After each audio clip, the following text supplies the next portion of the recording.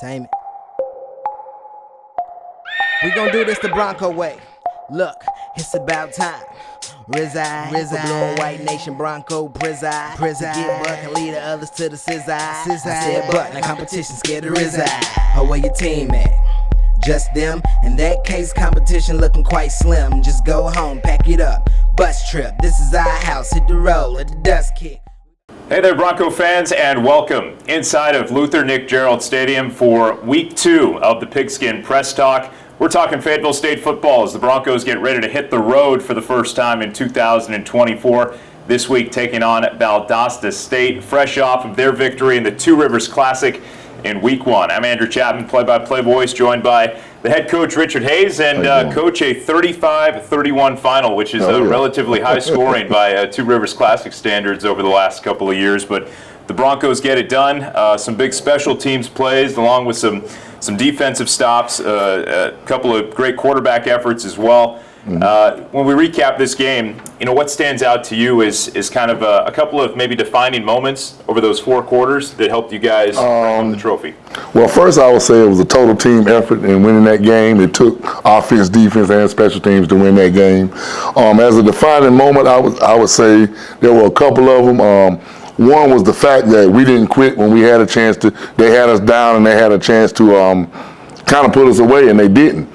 And I also felt like we had a chance to put them away in the first half with about 6 minutes to go in the game. We were up 13-7 with the ball, and we fumbled the ball. So the big thing we talked about at halftime was taking care of the football and making sure we wasn't out there playing ourselves anymore. So once we regained our composure and everything kind of lined up for us, felt pretty good about us winning that game. Yeah, there was a couple of long kicks, a block punt as well. Special teams played a big role in this game, Coach Hayes. The 6 points through the field goals, one of those a 40-yarder, and then the block punt that turned into 6 as well. That unit stepped up big. Well, we had talked about, you know, those guys doing like a rugby-style punt, and I told Theonis Moss that it was going to be his week to be the punt block guy. Normally it's Kobe Madden from the other side, but because they were running that rugby-style kick, we knew that the pressure would come from the front side. The kid did a great job. He made the play just like we practiced it. Touchdown Broncos. Yeah, Theonis Moss with the block, and then the to the house for 6. And just from a defensive game planning standpoint, Coach Hayes, it's Tuesday prior to the game. We had the kickoff show down at downtown Fayetteville. We're talking to Colin Johnson, the starting quarterback from all of last year, second team all-conference guy from 2023.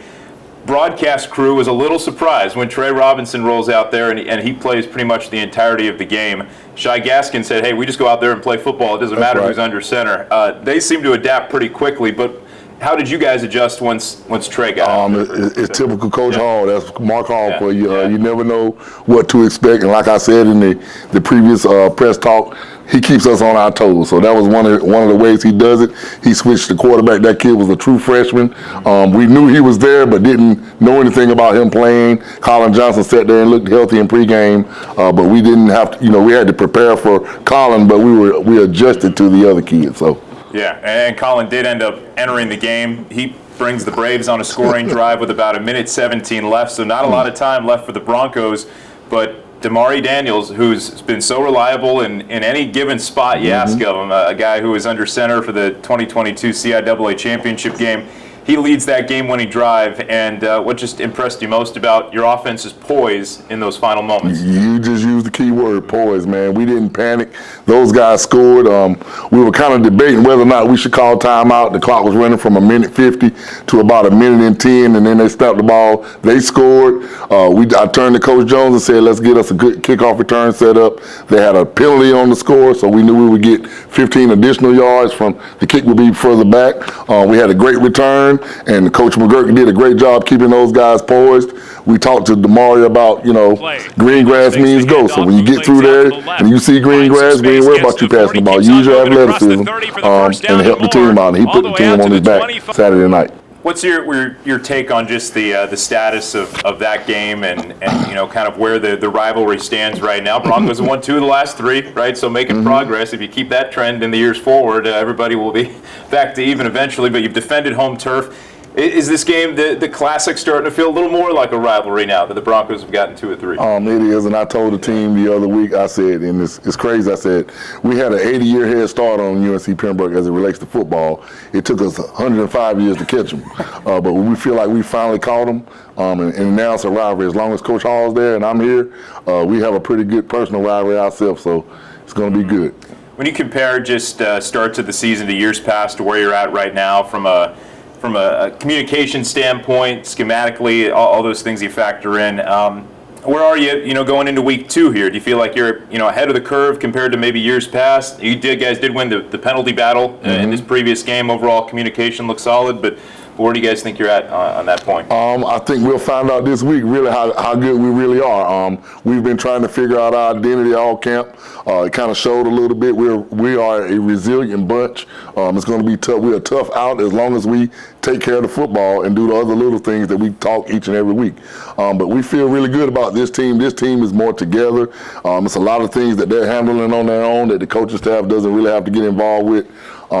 Guys showing up on time, and like Kay said earlier, we didn't have to beg people to come out in summer workouts. Everything kind of lined up for us, and it kind of showed at the result of that first game. So the Week 1 game is complete. Broncos 1-0 as they get ready to go on the road for the first time. As we mentioned, Valdosta State, out-of-conference opponent, awaits FSU before conference play gets going in Week 3 up in Rocky Mount against Elizabeth City State.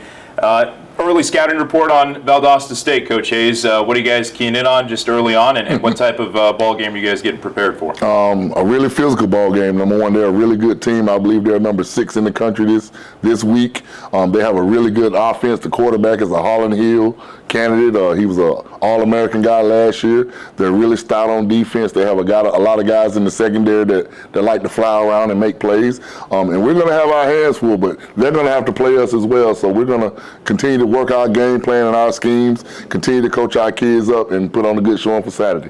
Never feels like you've ever taken an easy game in the pre-conference schedule since you took over the start of the program. I think a lot of FSU athletics, including basketball as well, really try and challenge themselves before CIAA play gets going. But your philosophy on that and putting some of the most difficult games right there at the front of the schedule. Well, yeah, I kind of told the team today we have playoff. We want to be a playoff team, a perennial playoff team.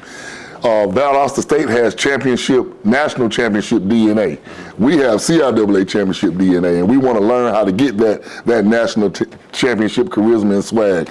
And I think we'll see it down there this Saturday. We'll learn from it, and we'll try to bring it back to our conference. All right. You sleep well on buses? That's a long drive. Hey, I sleep pretty good. That's good. That's good. All right. The Broncos getting ready to head south on Friday with kickoff on Saturday. Make sure to follow along with Broncos social media so you can have the scoring updates, and you can go to FSUBroncos.com as well to check out some of the live stats in that one. Appreciate you sitting down, Coach Hayes. Good luck this week on the road. Andrew Chapman thanking everybody for tuning in, and we'll talk to you next time. Next Pigskin Press Talk on the Bronco Sports Network. See you later, everybody.